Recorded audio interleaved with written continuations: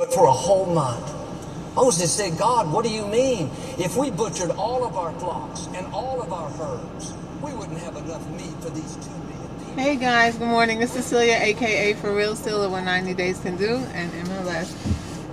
Good morning, good morning, good morning. Whew. So, is everybody getting ready for the holidays? There are holidays coming. You know, Christmas is coming. Many people are traditional, many people are commercial about it, but don't forget that Jesus is the reason for the season. And here we talk about Thanksgiving. I'm thankful every day. I don't celebrate Thanksgiving the way that we used to. I mean, traditionally, we could go back, way back. You know, it was all about the food. It was about everybody sharing their thoughts about what they're thankful for, giving us children the opportunity to express our gratefulness for things that we have or had or were experiencing, or what we felt even sad about, you know, because we saw the Christopher Columbus movies and little cartoons that they make up, and how they came and they sat with the Indians and the Pilgrims were there. Yeah, we saw. I even peeped something out now as an adult that I hadn't realized for years, and I've always been a Charles Schulz fan, and I was heavily into the Peanuts, you know, Charlie Brown, Snoopy, all of them. And it's crazy. I have a picture. I'm actually going to post it. It's a Thanksgiving dinner where everybody's sitting at the table, even the damn dog at the table with all the pale people, and of course the only black child there is sitting on the other side of the table. I mean, it was segregation in cartoons right in our face. Even Pigpen was on the side with the regular people. And you know, I'm like, I said the regular people, with the privileged people. And I'm just like, wow. Being a child watching all of these shows, we didn't notice that, you know, the things that stood out most to me as being odd is that all of the adults spoke like,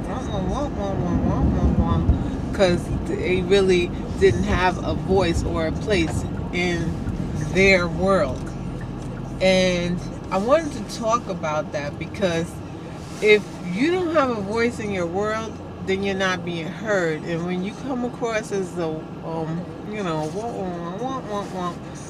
then that means that really nobody's listening. Nobody cares what you're saying. So I think about that show, and I think about all of the little things that we seen growing up and that we didn't talk about. You know, we were always told, stay out of grown folks' business, mind your business, get out of grown folks' conversation.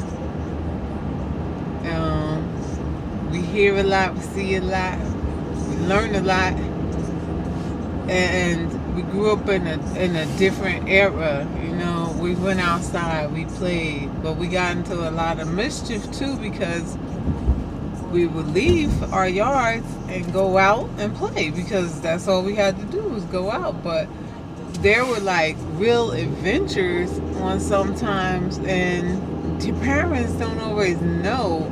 It's like a movie. Like if you sit down and watch one of these movies where these kids, like for example, The Goonies, that was interesting.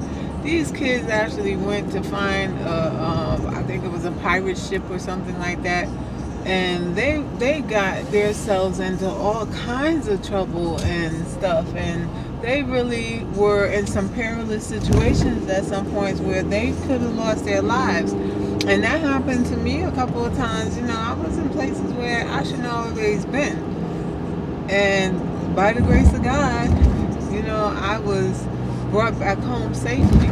And the thing that's scary is, had my mom known what I went through, or where I was at, or where I had gone to, or what could have happened to me, it would have killed her. It would have literally killed her. You know, there was a very bad time in my life where I was very rebellious, and my mother did know when I left and when I refused to listen and wanted to be where I wanted to be at, and I would disappear for days, and my mom would worry about me so badly. She actually would come look for me, have police looking for me, and you know, I feel really bad about that. I still carry that weight, you know. I did some bad stuff. I was a bad girl. And I grew up and I learned, you know, that it's not okay to just always want your way. It's not always okay to think single-mindedly, like this is my way or the highway. You have to have some flexibility in you, and you have to learn to stay in your lane. Sometimes when life gives you lemons, you got to make lemonade, but you also have to learn how to taste the pill, because that bitterness and that reality will let you respect a thing more clearly. Respect your freedoms. Respect your gifts. Respect the talents of others that share with you and that are encouraging with you and building with you. Respect and admire others who have things that you don't have. Don't be an envious person. Don't be an envious person. You know, love people. Learn from people. And what I have learned, and this is more and more, is that wealthy people, or people who have things that they have acquired through their skill set, or by putting forth efforts and practicing what they preach, some of them will share with you. Some of them will share with you, honestly, how to acquire it, how to get it. Everybody's not a money hungry person. Like, you might see somebody wealthy and you know that they're rich, and you think that their nose is stuck up in the air and that their head is way above water, but the majority of people who are wealthy have very hard starts in life, and they came from nothing up to something, and or struggle very hard, and that's why some are bitter and feel privileged, and they won't share how they did something with another person, because they're like, oh, if I had to work and go through all this shit to get it, then you could do the same.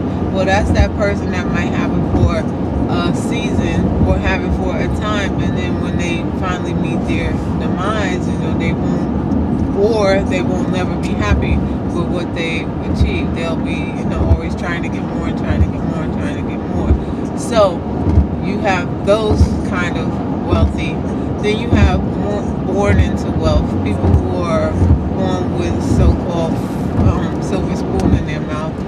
And then you have others who have made their wealth, earned it, learned things not that are taught in a traditional high school setting.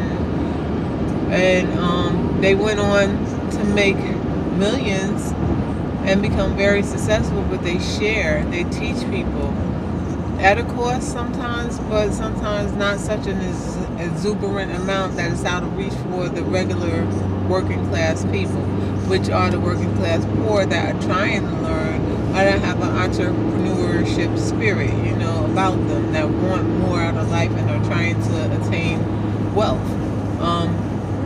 There are people who just won't give other people that are not their equals the time of day. So if they think that you don't have money, or they think that you're beneath them, which is no such freaking thing, then you'll be on the outside. You know, there are circles, and with good reason, because you don't want everybody in your own personal circle. So I get it.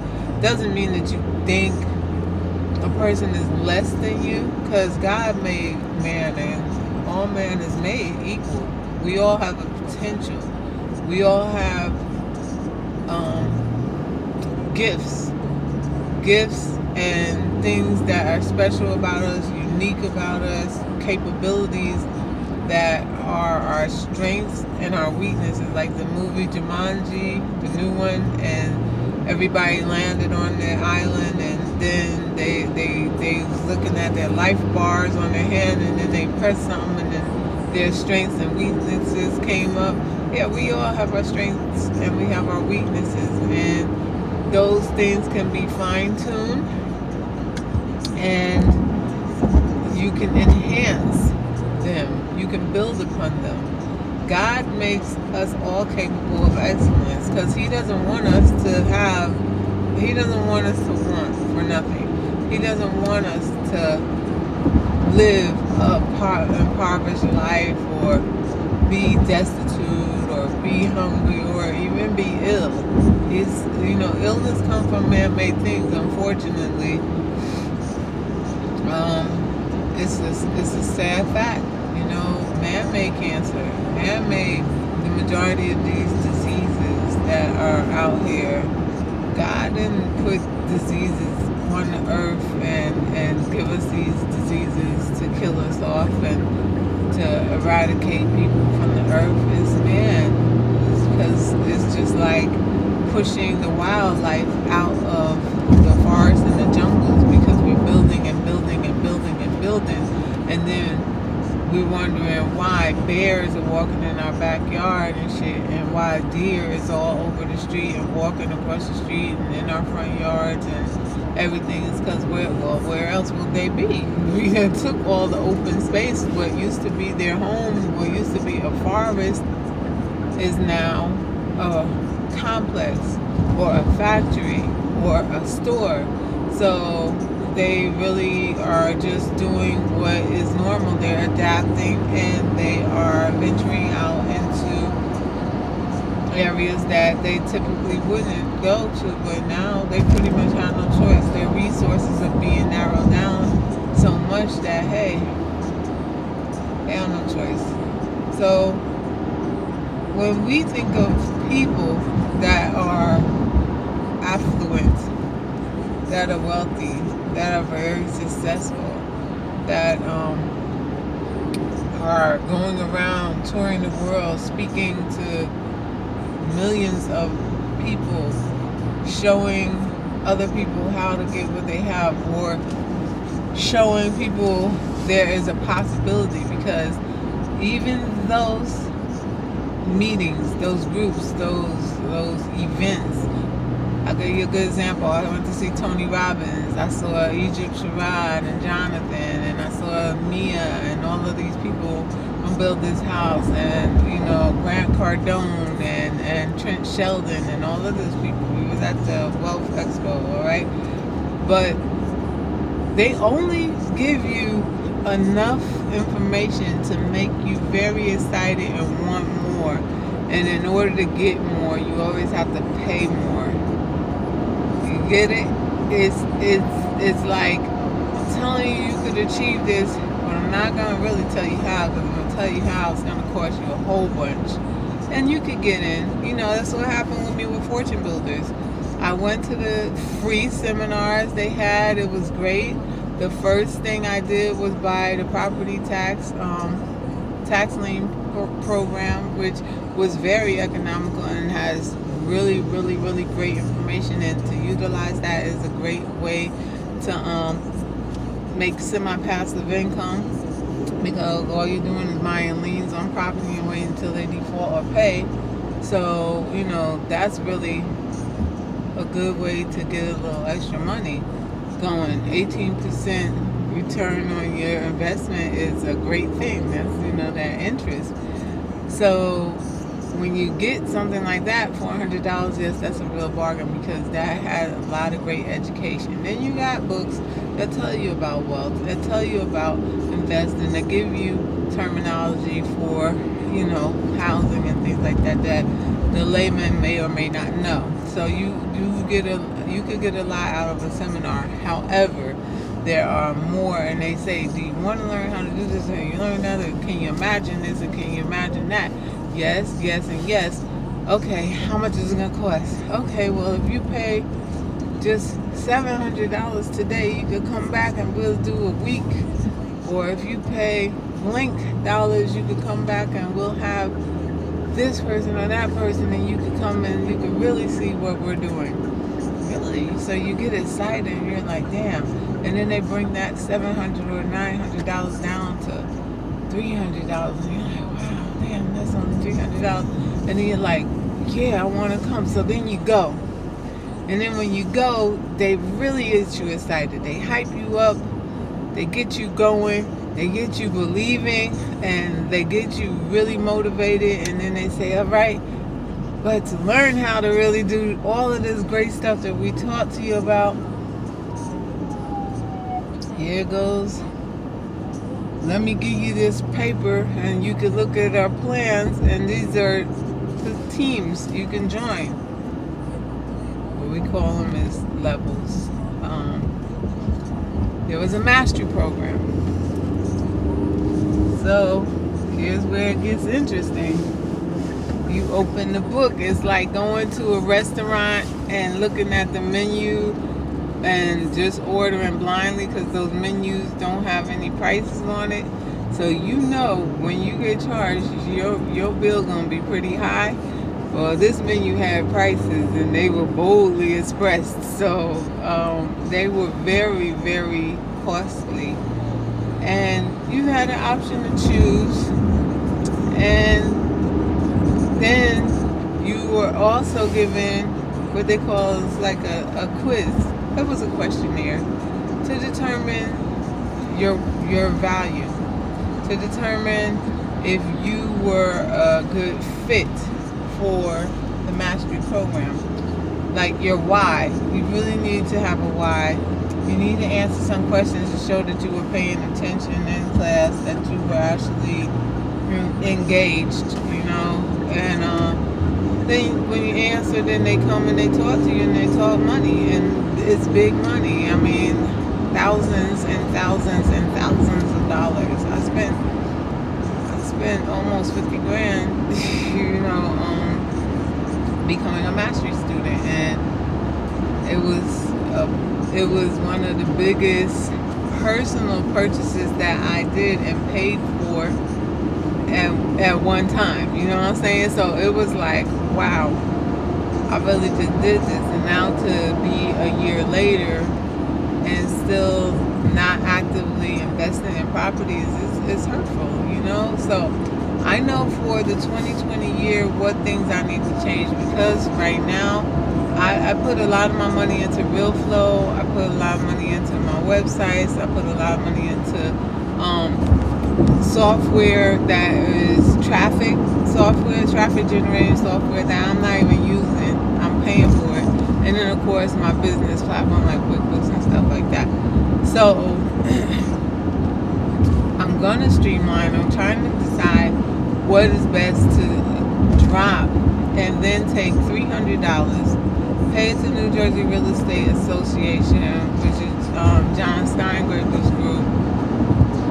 Get involved with that and just pay $25 or $30 or whatever they're charging in 2020 every time they have a meeting in my area, and just keep going to it. That way I'm networking with some very powerful people who have a lot of value. You know what I'm saying? They give you great education, good things to build up, connections, deals, possibilities. And when I talked to John at the last event, he had a passive income event, and I went because I'm interested in rental property.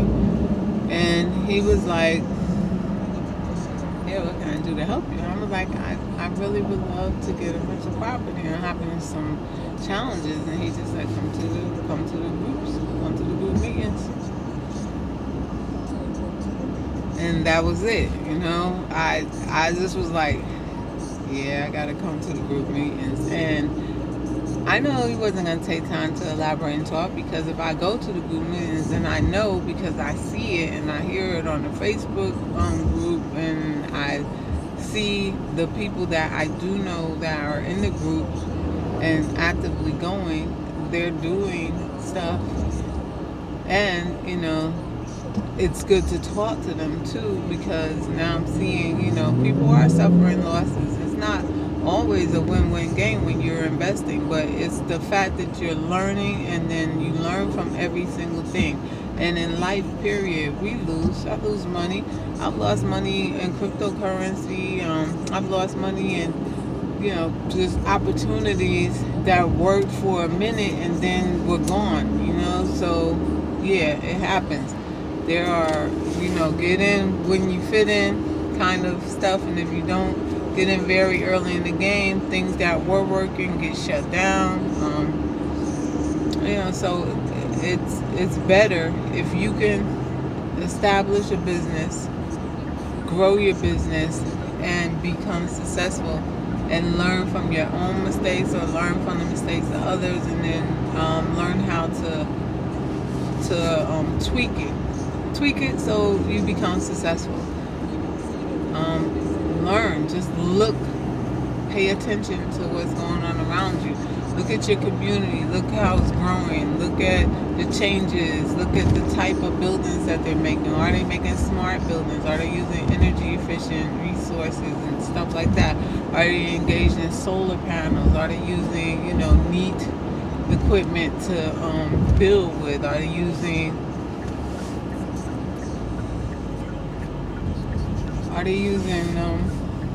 recycled materials? Is it eco-friendly? We got to think about our environment, think about people and animals and stuff like that. So it's just it's a really interesting world that we live in, and if we don't learn how to live in the world, the world will hurt us, or we could hurt the world. So we don't want to do either. And with that being said, going back to the want, people don't want to hear what they don't want to hear, and that again was a big part of growing up. We sit, we give thanks. We never want to hear that we can't have something, or we can't do something, or we're not able to, or we're not allowed to. Those are things that people don't want to hear. People want to be able to do whatever they want when they want, and that's the problem now, and that's why law enforcement is always so busy. But I get it, because we are put here to achieve something, and if our desires are controlled by outside forces, or even sometimes the powers that be, it seems like another means of slavery, because people try to conform you. People try to keep you down. There are many instances where you will run into people who don't want you to be successful, who don't want to see other people doing better than them or have something nicer. And I'll tell you, I grew up very poor, and I seen a lot of schoolmates and stuff with nice clothes. Like, oh God, they had everything. When it came out, they had it. I might have had it 2 years later, and that meant I got it because somebody got tired of having it. I ain't get it because it was new. I ain't get it because it came out, because hey, it just I wasn't that fortunate. And the thing is even though we weren't wealthy, we were poor. But it's crazy because my father worked in what was a good position way back then. Actually, he was a garbage man, and they made a lot of money. Like comparatively, when you look at what people were making a week, making in a week or a month, for somebody to go out and do a garbage route and make $400 a week back then, that was not bad at all. You know, so I just was like, wow, we grew up. We all grew up differently. That's all I can say. I don't know how to put it into a way that other people could appreciate it, but when I thought that we were doing bad, I have to think about, and I'm parking and so I'm looking at stuff. When I thought that we were doing bad, I have to look at other people whose lives were a lot worse. And that happens still to this day. So be thankful. Remember that Jesus is the reason for this season coming up, which is Christmas. You know, he was born to save mankind. He was born to give back grace, because we were in a world of darkness, and we were in a world of Noah time, and we were in a world of Abel time, like Cain time, and we were in the world of Eve time, and we have been banished, and we were not in God's favor because we were being disobedient and choosing to do the wrong things and be bad, you know. So we have to be good, we have to be kind, we have to be sharing, we have to be generous, and we have to really concern ourselves with the environment and people around us, and just share ideas and ideals with people to grow and grow in a positive manner. So right now I gotta go to work. This is the regular 9 to 5 on you know, I'm just saying, have a great day. Be thankful. Again, try to learn as much as you can. Whenever you can, learn something, even if it's one little thing a day. If it's something that you may not think is significant, you know, you may find that when you least expect it, it comes in handy. All right, you guys have a great day. Bye.